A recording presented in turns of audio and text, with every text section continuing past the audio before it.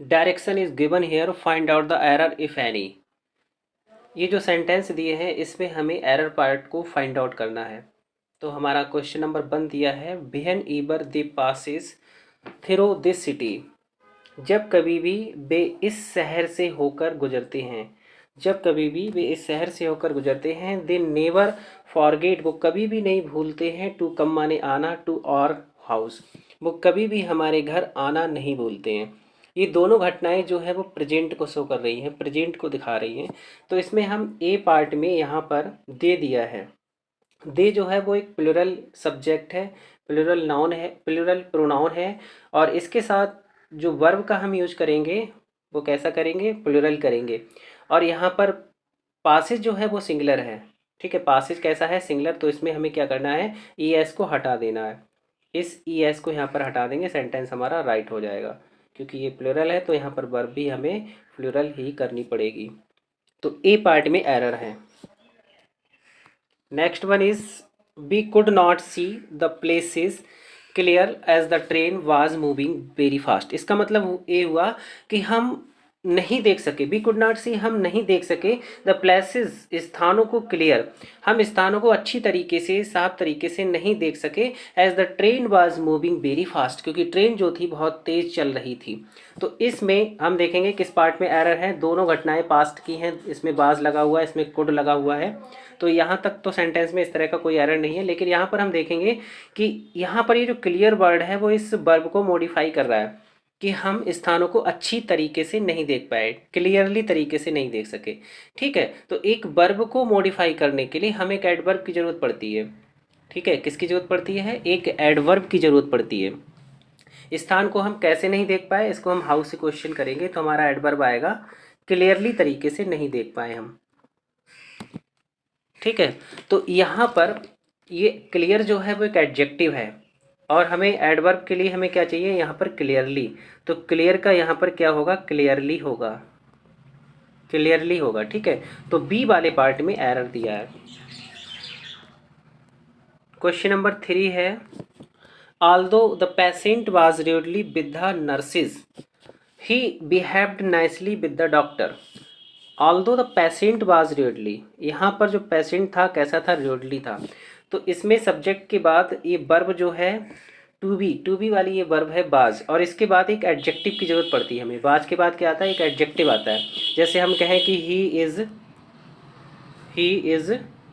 Honest, he is honest, तो यहाँ पर ये इज क्या है, टू बी वाली वर्ब है, और इसके बाद यहाँ पर क्या है, एक एडजेक्टिव है, एडजेक्टिव है। इसी तरह से यहाँ पर हमें किसकी ज़रूरत है, एक एडजेक्टिव की ज़रूरत है। और रूडली जो है वो एक एडवर्ब है, तो इसको हमें क्या करना पड़ेगा, एडवर्ब में इसको कन्वर्ट करना पड़ेगा। तो इसका हो जाएगा रूड, यहाँ पर हो जाएगा रूड। तो इसमें बी वाले पार्ट में एरर दिया है। इसके बाद next one is, question number 4 दिया है, although the driver applied the brakes, यद्यपि ड्राइवर ने ब्रेक्स लगाए थे, उसने ब्रेक अप्लाइड किए थे, ही कुड नॉट प्रिवेंट, वो नहीं रोक सका, द बस को, फ्रॉम हिट द ट्री, वो बस को पेड़ में टकराने से नहीं रोक सका। तो इसमें यहाँ तक सेंटेंस सही है, यद्यपि ही ड्राइव अप्लाइड द ब्रेक्स। ठीक है, पास्ट इंडेफिनिट दिया है, सेंटेंस सही है। इसके बाद ये भी पास्ट में है, he could not prevent the bus. यहाँ पर ये फ्रॉम जो है वो एक प्रेपोजिशन है, ये एक प्रेपोजिशन है। और प्रेपोजिशन के बाद अगर वर्ब का यूज किया जा रहा है, जैसे हिट जो है वो एक वर्ब है, तो ध्यान रखेंगे कि प्रेपोजिशन के बाद अगर किसी वर्ब का यूज किया जा रहा है तो वो जीरंड फॉर्म में आती है। उसमें क्या करते हैं हम, आईएनजी का यूज करते हैं। जीरंड का मतलब क्या होता है, वर्ब की फर्स्ट फॉर्म प्लस आईएनजी। क्योंकि एक प्रेपोजिशन जो होता है, अब preposition is followed by noun और प्रोनाउन। प्रेपोजिशन के बाद एक नाउन आना कंपलसरी होता है। और नाउन, वर्ब का नाउन कैसे बनता है, जब उसमें हम आईएनजी लगाते हैं, जब उसको हम जीरंड फॉर्म में चेंज करते हैं, तब वो क्या बनता है, एक नाउन बनता है। तो इसलिए अगर प्रेपोजिशन के बाद कोई वर्ब है तो उसमें आईएनजी लगाया जाता है। ठीक है, तो इसमें हिट का क्या हो जाएगा, हिटिंग हो जाएगा। अब हिटिंग कैसे होगा, इसमें आईएनजी कैसे लगाएंगे, जैसे HIT है, HIT है, तो आईएनजी लगाने के भी कुछ रूल्स होते हैं। क्या रूल्स होते हैं उसके, देखिए आईएनजी लगाने के जो रूल होते हैं वो ये होते हैं कि अगर किसी वर्ब के अंत में कॉन्सोनेंट है और उससे पहले क्या है, उससे पहले कोई वोवेल है, उससे पहले अगर कोई वॉवेल है तो अंतिम लेटर को हमें डबल करना पड़ता है। जैसे इसमें टी क्या है, कॉन्सोनेंट है, आई वॉवेल है। इसमें जब हम आईएनजी को ऐड करेंगे तो टी क्या करेंगे, इसमें डबल करेंगे, फिर इसमें आईएनजी लगाया जाएगा। ये आईएनजी लगाने का रूल होता है, ठीक है। तो यहाँ पर हिट को रिप्लेस करेंगे हिटिंग से, यहाँ पर क्या हो जाएगा, हिटिंग हो जाएगा। तो डी वाले पार्ट में एरर है। इसके बाद क्वेश्चन नंबर 5 है, Dilip's performance in the film was was कैसी थी, रोस्ट थी, वाज रोस्ट थी।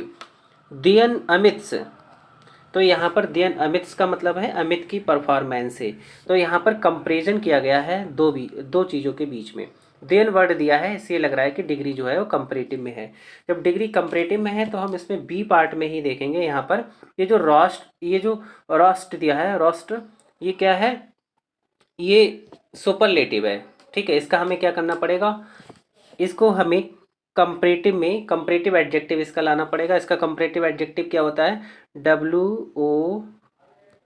WORSE ये होता है, ठीक है। वर्स वर्स होता है। और ये किसका कंपरेटिव होता है, ये बैड का होता है। बैड जो है वो पॉजिटिव है, बैड क्या है, बैड पॉजिटिव है। और बैड हो गया इल है, इल का भी यही कंपरेटिव होता है जो इल होता है। और जो एबिल होता है उसका भी यही कंपरेटिव होता है, ठीक है। तो यहाँ पर क्या करेंगे, हम वर्स करेंगे। तो हमारे बी वाले पार्ट में एरर है। क्वेश्चन नंबर 6 है, the girl were playing outside the house. लड़कियां जो थीं वो घर के बाहर खेल रही थी। The girls were playing outside the house, घर के बाहर खेल रही थी। Whereas the boys were sitting inside, जबकि लड़के जो थे वो क्या थे, बैठे हुए थे, अंदर बैठे हुए थे। एंड प्लेड कार्ड्स, और उन्होंने कार्ड्स खेला, ठीक है। तो सेंस इसका अर्थ भी गलत निकल रहा है यहाँ पर। और उन्होंने क्या खेला, ताश खेला। तो इसमें हम डी पार्ट में ही देखेंगे। डी पार्ट में यहाँ पर ये बर है, बर एक हेल्पिंग वर्ब है। और इस हेल्पिंग वर्ब से ये दो वर्ब जुड़ी हुई है, एक सिटिंग है और एक प्लेड है। तो जब हेल्पिंग वर्ब के साथ दो वर्ब जुड़ी हुई हैं तो एक जब आईएनजी फॉर्म में है तो दूसरी वाली फॉर्म को भी हम आईएनजी फॉर्म में ही कन्वर्ट करेंगे, इसको भी हम आईएनजी फॉर्म में ही लेकर आएंगे। तो इस प्लेड का यहाँ पर क्या हो जाएगा, प्लेइंग हो जाएगा, प्लेइंग हो जाएगा, ठीक है। तो डी वाले पार्ट में एरर दिया है। इसके बाद क्वेश्चन नंबर 7 है, हाँ, the policeman started firing the crowd.